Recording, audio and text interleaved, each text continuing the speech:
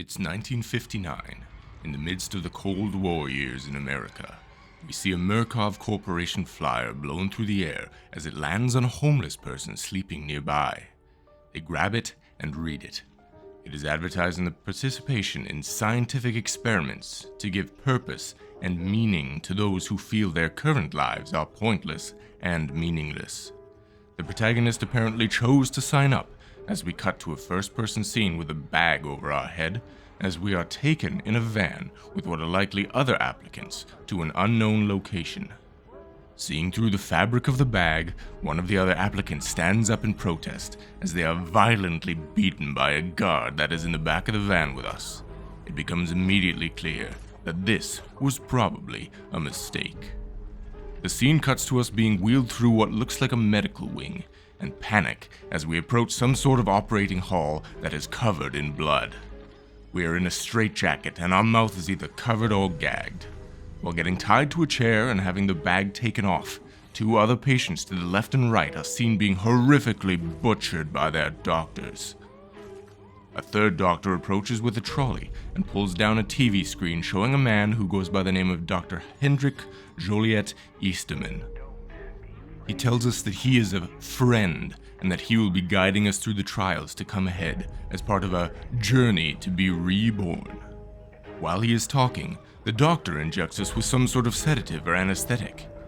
They put away the TV and explain that the trolley full of documents contains all the personal property that was on us, all of our public records, and all of our private details gathered as part of an investigation on us. It is implied that the protagonist hasn't been the most upstanding citizen prior to where he is now. We are then asked if we consent to them having collected this information, to which we shake our head no, but one of the other doctors grabs our hair, forcing us to nod. At this point, what looks like a pair of night vision goggles that was torn off our now dead neighboring patient is screwed onto our face with a drill as the screen goes black. We awaken later on the floor of some sort of warehouse, climbing and vaulting our way through. Shortly ahead, we see a TV screen saying, "Erase your past," next to a massive room with a huge house built in the middle of it. There are dead bodies laying all over the place. Upon entering the house, we are greeted by an animatronic mannequin on a track that guides us through the house. Each room seems to represent a phase of our lives, and we are instructed by Dr. Easterman on TV screens to erase these parts from our past.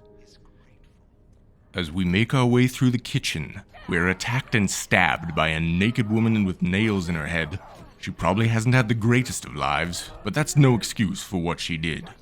She runs off as we find a first aid kit nearby to patch things up. Magic video game healthy juice fixes all. The mannequin tour guide leads us towards a theater room, where all the child heads in the seats turn slowly to face us. We approach the curtain where an apple is being held out for us. As we grab it, the hand holding it grabs us, as a large, grotesque, goose-looking tooth puppet with a retractable drill for a tongue comes out. There is a woman in the shadows controlling the puppet as it drills through the apple and our hand, and then both of them disappear behind the curtain. Back in control, we run further through the house, learning about sneaking silently while crouched, and we eventually make our way upstairs. Two gates come down that leave us trapped in a hallway, and a large industrial grinder is spinning on the other side of the gate. The large puppeteer woman from earlier drags a screaming man down the hall, calling him a bad baby and referring to herself as mother. She sits him up against the grinder, and Goose Drill tongues him to death in the face, and then she tosses his corpse in for a grinding before departing down another hall. We get a new objective here to destroy our public records, which are found in a nearby room. We pick them up and throw them into the grinder. Now we're tasked with doing the same for our private records. On the way there, another enemy grabs us and smogs us with psychosis powder. It's super effective. Player is confused and gets hurt by their delusions. Until we find an antidote just down another hallway. We grab the box of files and throw them in the grinder, same as before. Our last task is to exit the trial, and as we dodge around the crazy puppeteer woman, we hop in the escape hatch and leave the trial. One final TV message of Easterman plays, congratulating us on clearing our past and engaging in this new opportunity as he returns us to the sleep room. The sleep room appears to be some sort of hub world containing shops, upgrade stations, and customization options, as well as the place where we can activate and begin new trials. Trials can either be run solo or cooperatively with other reagents, which is the name for all those selected to take part in these trial programs, including ourselves. As of today, the early access version of the game is split into a series of 3 programs of 5 trials each, followed by a Program X. Each of the 3 main programs takes place within its own unique location and is littered with traps, hostiles, which are X reagents that failed the program but were sufficient to keep around as a hindrance to future reagents, and a prime asset or boss character. The 5 trials of each of the main 3 programs are split into the main initial trial, 2 bonus MK challenge objectives, and 2 increased difficulty versions of the main trial which add mission modifiers called variators to debuff the player, buff enemies, or add obstacles to the environment. Some examples being objective markers not showing until you're within a short range, more barricades on doors, or fewer hiding spot locations. These 2 harder trials each have 3 and 6 variators respectively. Note that you only need to survive the main initial trial to unlock the next program, but you need to survive an attempt at all 5 trials in each program to unlock Program X. Trial runs that you complete are given a letter grade score, with an F meaning you died and failed to make it out, but a trial is still marked as completed if you make it to the end alive, whatever grade you get. Let's break down each program, and be aware that there's a spoiler warning here for those that want to experience them firsthand. I'll give you another one just before I reveal the game's ending as well. You've been warned. Story-wise, each of these trials are staged and monitored training exercises. The intended outcome of this facility is to have the reagents become super soldier assets that have undergone extreme training and have only the best of the best emerge at the end, and are already equipped to fulfill the whims of Murkoff in whatever grisly means necessary to protect their secrets, while having obedience hammered into them as well, so Murkoff retains control.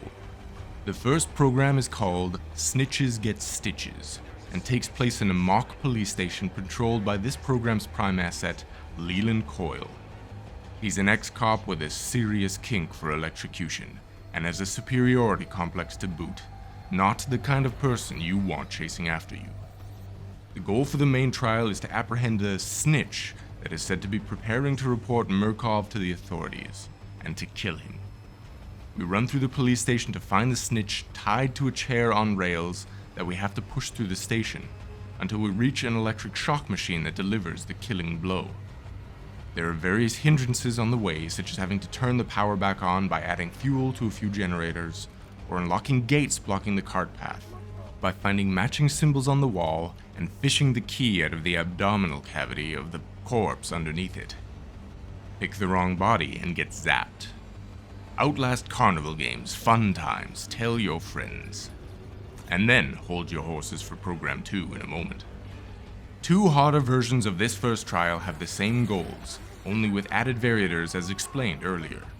The 2 MK challenges are Cancel the Autopsy, which involves more bobbing for keys in various intestines, which will unlock and drop corpses into a grinder before they get autopsied for evidence against Murkoff.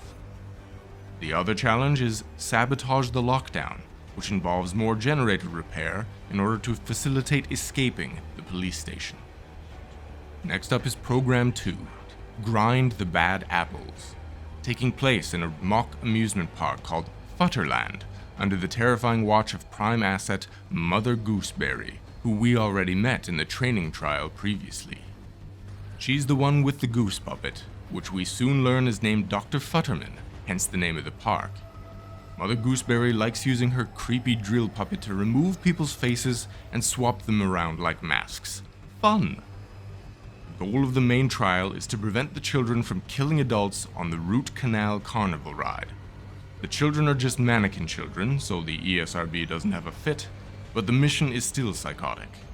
We must first gain access to the ride by playing actual Outlast Carnival games like Toss the Human Heart into the Giant Clown Head. Double fun.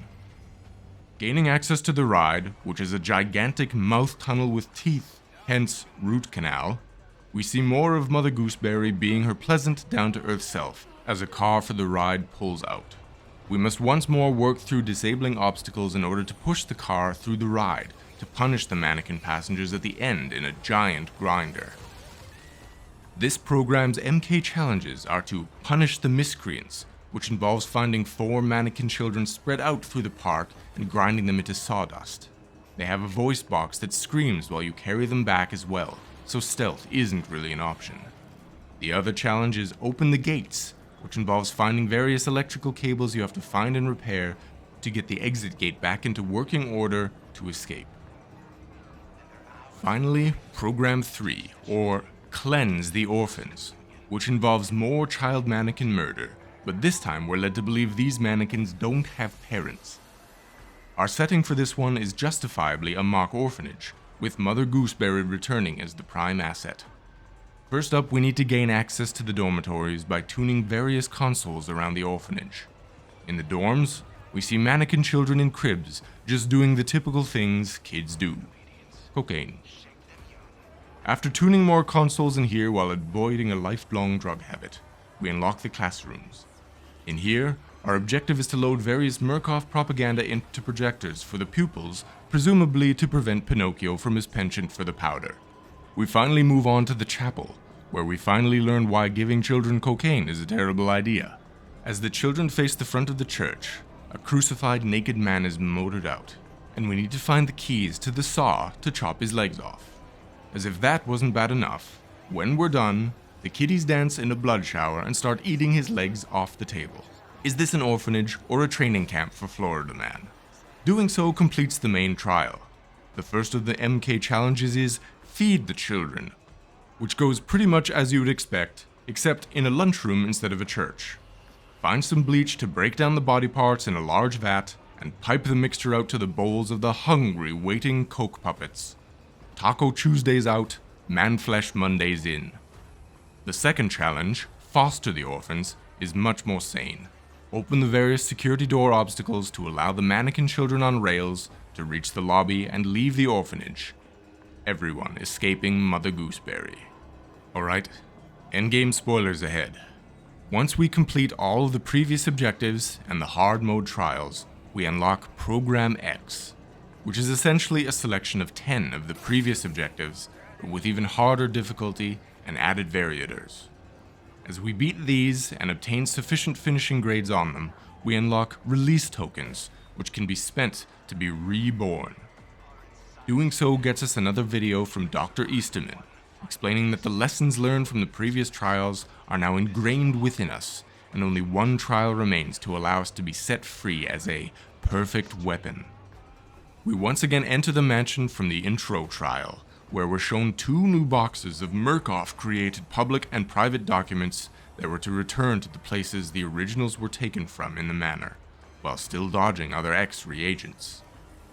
We are given the objective to find a couple keys from corpses like before to open a couple gates, then tune a few frequency panels, and load up some film reels into projectors, which shows the words Spider, Eye, Lamb. We are allowed to leave the trial at this point, and as we exit through the final door, our eyes open, and we're in a massive room filled with ankle-deep water with a massive spotlight. As we walk towards the light, it makes a horn noise not unlike the one heard during the lights that happen in Outlast 2. Suddenly the screen flashes, and we cut to a scene of us waking up panicked in a hotel room in bed. We're covered in blood and sweat. After a few moments of confusion, the phone rings. A voice repeats the words, Spider, Eye, Lamb, as we see the bloody veins in our eyes and an image of Dr. Easterman fills our vision, implying that we've been activated to fulfill the job we trained for in the trials. After the credits roll, we're then prompted to design a new replacement reagent that will maintain all of the upgrades that we've unlocked with our previous reagent to progress them through more trials to come as the game reaches its full release out of early access. Thank you so much for watching my summary of the Outlast Trials. Please leave a like, comment, and subscribe down below. And, as always, my friends, I'll see you in the next video, but until then, be legendary.